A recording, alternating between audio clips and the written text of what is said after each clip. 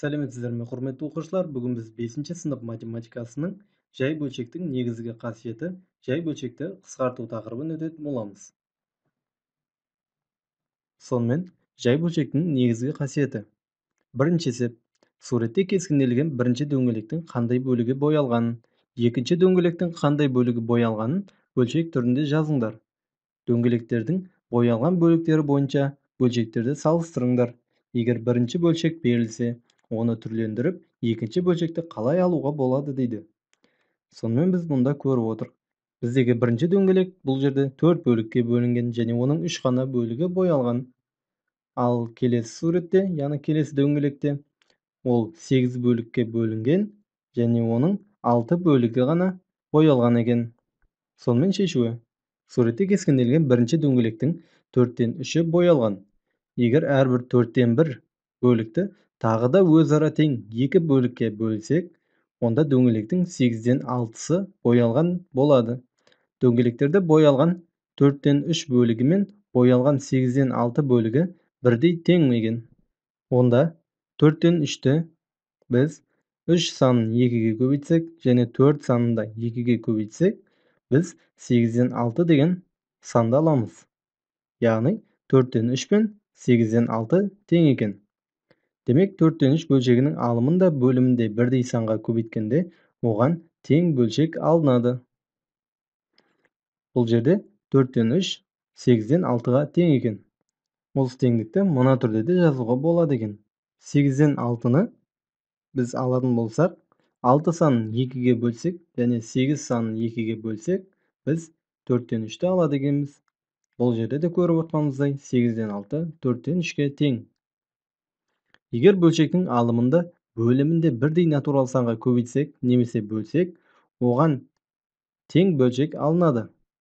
Бұл жерде v-дан a деген қандайды бір бөлшекті алсақ, осы жерде a-ны n-ге көбейтсек және дәл солай v-ны да n-ге көбейтсек, немесе v-дан a дегенді алып, бұл жерде a-ны n-ге бөліп, v-ны да n-ге бөлетін болсақ, оған тең бөлшек алынады. Ондағы a, v, n дегеніміз натурал сандар. Бұлардың орнына кез келген натурал сандарды қоюға болады. Бұл бөлшектің негізгі қасиеті. Бірінші мысал, 48-ден 30-ды алатын болсақ, осы жерде 30-ды 6-ға бөлсек және 48-ді де дәл солай 6-ға бөлсек, біз 8-ден 5-ті аламыз. Немесе 8-ден 5-ті алып, біз 5 санын 2-ге көбейтсек және 8 санын 2-ге көбейтсек, онда 16-дан 10 деген жай бөлшекті аламыз. Демек, 48-ден 30 және 16-дан 10 бөлшектері 8-ден 5 бөлшегінің әртүрлі жазылулары. Және бұл жерде үшеуі де бір-біріне тең. Тең бөлшектер бір санның әртүрлі жазылулары болып табылады. Сонымен жай бөлшекті қысқарту. Бөлшектің алымында бөлімінде олардың бірден өзге ортақ бөлшегіне бөлу бөлшекті қысқарту деп атайды. 33-тен 22, 45-тен 36 бөлшектерін өзіміз қысқартып көрейік. Ол үшін алдымен бөлшектердің әрқайсысының алымы да бөлімінде бөлінетін натурал санды табыңдар дейді. Табылған натурал санға бөлшектің алымында бөлімінде бөліңдер дейді. Сонда қысқартылған бөлшек жазылады. Сонымен шешуі. 33 пен 22 саны екеуі де 11-ге бөлінеді. 22-ні 11-ге бөлсек біз 2-ні аламыз. 33-ті 11-ге бөлсек 3-ті аламыз. Сонымен 3-тен 2 болады оның жауабы. Ал 45-тен 36-ны алатын болсақ, 36 мен 45 9-ға бөлінеді.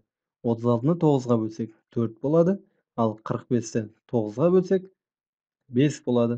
Сонда 5-тен 4 деген бөлшек шығады. Бұлар қысқартылған бөлшек болып табылады. Алымында бөлімінде өзара жай сандар болып табылатын бөлшектер қысқартылмайтын бөлшектер деп аталады. Мұндағы 3-тен 2 және 5-тен 4 қысқартылмайтын бөлшектер, себебі 3 пен 2, 5 пен 4 өзара жай сандар. Бөлшекті қысқартуға болатын ең үлкен сан, оның алымы мен бөлімінің ең үлкен ортақ бөлгіші болып табылады. Бөлшекті қысқарту тәсілдеріне тоқталайық. Бірінші тәсіл. Бөлшектің алымында бөлімінде олардың ең үлкен ортақ бөлгішіне бөлу арқылы қысқарту. Мысалы, 60-тан 48 бөлшектерін қысқартайық. Олардың ең үлкен ортақ бөлгіші 48 бен 60-қа, ол 12 болып табылады. Яғни 48-де 12-ге бөлінеді, 60-та 12-ге бөлінеді. Сонымен 48-ді 12-ге бөлсек 4 болады, 60-ты 12-ге бөлсек 5 болады. Сонда 5-тен 4 деген жауап шығады. Немесе 60-тан 48 деп, оны осылайша қысқартып, яғни 12-ге 48-ді 12-ге бөлсек 4 болады, 60-ты 12-ге қысқартсақ 5 болады деп, 5-тен 4 деп бірден жазуға болады. Бөлшек яғни 12-ге қысқартылды. Сонымен 60-тан 48 тең болады 5-тен 4-ке. Екінші тәсіл. Натурал сандарды бөлінгіштік қасиетін пайдаланып, бөлшекті біртіндеп тізбектей қысқарту. Сонымен 60-тан 48 дегенді алатын болсақ, біз 48-ді 4-ке бөле аламыз. Және 60-ды да 4-ке бөле аламыз. 48-ді 4-ке бөлсек 12 болады. Ал 60-ды 4-ке бөлсек 15 болады. Сөйтіп 15-тен 12 дегенді аламыз. Бірақ ол да әлі де бөлінеді. Яғни 12-ні біз 3-ке бөле аламыз. Және 15-ті де 3-ке бөле аламыз. Сонымен тағы да 12-ні 3-ке бөлсек 4 болады. 15-ті 3-ке бөлсек 5 болады. Осылайша 5-тен 4 деген шығады. Немесе бірден 60-тан 48 дегенді алсақ, оларды 4-ке қысқартсақ екеуінде 15-тен 12 болады. 15-тен 12-ні тағы да 3-ке қысқартсақ, бізде 5-тен 4 болады. Үшінші тәсіл. Бөлшектің алымы мен бөлімін жай көбейткіштерге жіктеу арқылы қысқарту. Бұл жерде 48-ді біз жай көбейткіштерге жіктедік. Және 60-ды да дәл солай жіктедік. Яғни 2 көбейтілген 2 көбейтілген 2 көбейтілген 2 және көбейтілген 3 болады. Бұл жерде 2-ні 4 рет өз-өзіне көбейтсек, біз 16 деген санды аламыз. 16-ны 3-ке көбейтсек 48 саны шығатын еді. Немесе бөлшектің бөліміндегі 60 саны 2-ні көбейтеміз 2-ге, 10-ны көбейтеміз 3-ке, 10-ны көбейтеміз 5-ке дейді.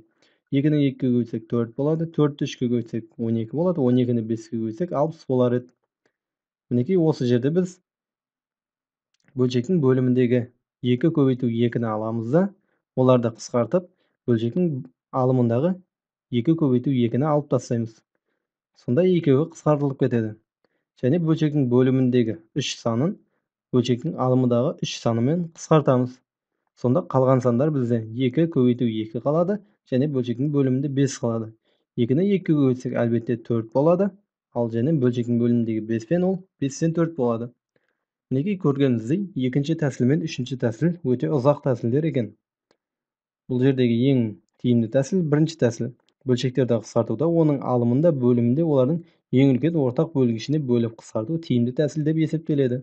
Бөлшектерді қысқартуда бөлу амалы көрсетілмей, қысқартылған бөлшек теңдік таңбасынан кейін бірден жазылады. Яғни, бұлай бөліп отырмай, бірден бөліп жауабын жаза саламыз. Яғни, тең деп ары қарай қысқартылған бөлшекті жазып қоюымызға болады.